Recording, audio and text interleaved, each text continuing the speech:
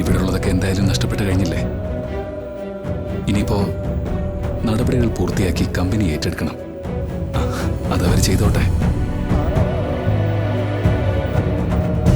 പാവം ഭാർഗവൻ സാറിന്റെ ഭൂമി നഷ്ടപ്പെട്ടു. അത് ഞാൻ അദ്ദേഹത്തോട് സംസാരിച്ചോളാം. എന്തെങ്കിലും എന്നെ കൊണ്ട് കഴിയുകയാണെങ്കിൽ ഞാൻ ആ വസ്തു തിരിച്ചെടുത്ത് കൊടുക്കുകയും ചെയ്യും. ഹരി, നമ്മളിവിടുന്ന് പോവാന്ന് വെച്ചാ എന്നേക്കുമായി പോകുന്നു. ആന്റിയെ സംബന്ധിച്ചിടത്തോളം ഭർത്താവ് ഇവിടെ ഉണ്ട്, മക്കളും ഉണ്ട്.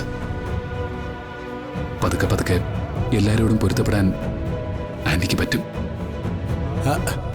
അല്ല സുജാതെ, ഇക്കാര്യത്തില് സുജാതയുടെ അഭിപ്രായം എന്തുവാ? നിങ്ങളെ തീരുമാനിച്ചു കഴിഞ്ഞില്ലേ? അപ്പൊ പിന്നെ നിങ്ങളുടെ ഇഷ്ടം പോലെ ചെയ്തു. അമ്മേ, രഘുവേട്ടൻ അവന്റെ ഓഫീസില് ജോലിക്ക് കയറിയെന്ന് പറഞ്ഞപ്പോ എന്റെ തലയിൽ ഒരു ഇടി വെട്ടിയതുപോലെയായിരുന്നു. ഇനിയിപ്പോ അതിനു മേലെ ആർക്കും ഒന്നും ചെയ്യാൻ പറ്റില്ല. അല്ല, നിങ്ങൾ വയ്ക്കോ, രക്ഷപ്പെടുന്നവരൊക്കെ രക്ഷപ്പെട്ടു.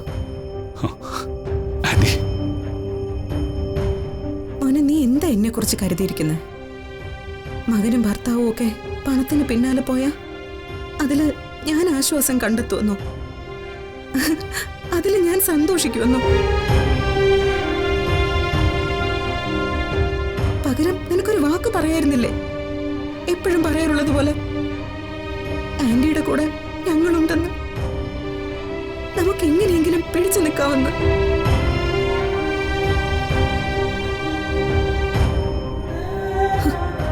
അതല്ലേ തോറ്റു നിൽക്കുന്ന എന്നോടുള്ള മറുപടി?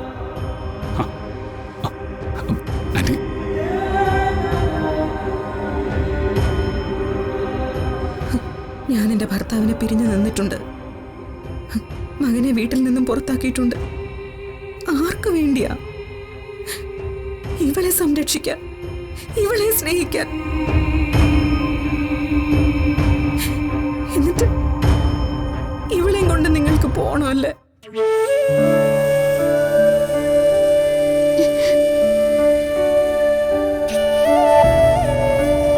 പൊയ്ക്കോ. പക്ഷെ പിന്നീട് ഒരിക്കലും തിരിച്ചു വരരുത്. അഥവാ എന്തെങ്കിലും വന്നാൽ ഞാൻ അവസാനിച്ചു എന്ന വാർത്തയായിരിക്കും നിങ്ങൾ കേൾക്കുന്നത്.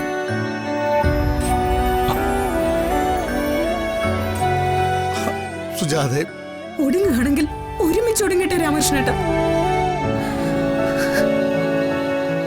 തെറ്റ് ചെയ്യുന്നവരുടെ കൂടെ സുജാത നിൽക്കില്ല.